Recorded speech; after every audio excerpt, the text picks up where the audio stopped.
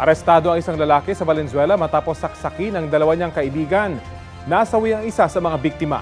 Balitang hatid ni James Agustin.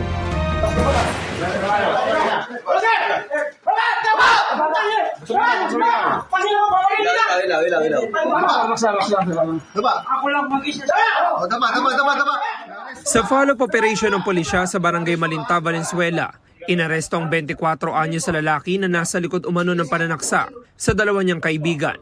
Agad na pinusasa ng sospek. Nabawi mula sa kanya ang patalim na ginamit sa krimen. Nasawi sa insidente ang 23 anyos sa lalaki matapos magtamo ng saksak sa likod at tagiliran. Sugatan naman ang 28 anyos sa lalaki na nasaksak sa braso. Sa ospital, positibong kinilala ng sugatang biktima ang kanyang kaibigan na siyang sumaksak sa kanya.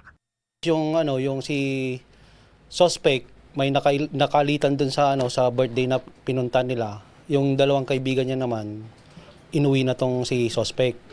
At doon pinagpatuloy nila yung kanilang pag-iinuman.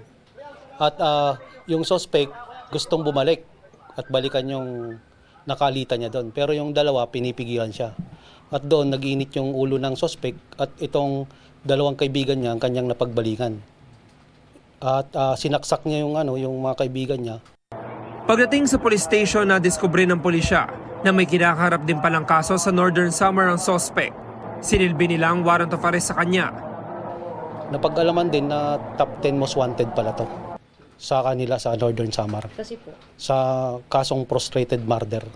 Nangyari yon nung mga 2022 sa kasong rin pananaksak. Sinampa na ang suspect ng mga reklamong homicide at frustrated homicide para sa pagsaksak sa kanyang mga kaibigan. Labis daw siya nagsisisi sa kanyang nagawa. Aminado po ako na may kasalanan din ako kasi nalaman ko na lang na hinuli na ako ng mga pulis. Naghingi na lang po ako ng sorry kung ano nagawa ko sa pamilya nila.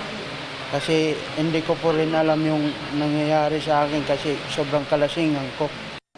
Kaugnay naman sa hiwalay niyang kaso sa Northern Samar, Pagsaksa ko sa kanya, hindi naman yung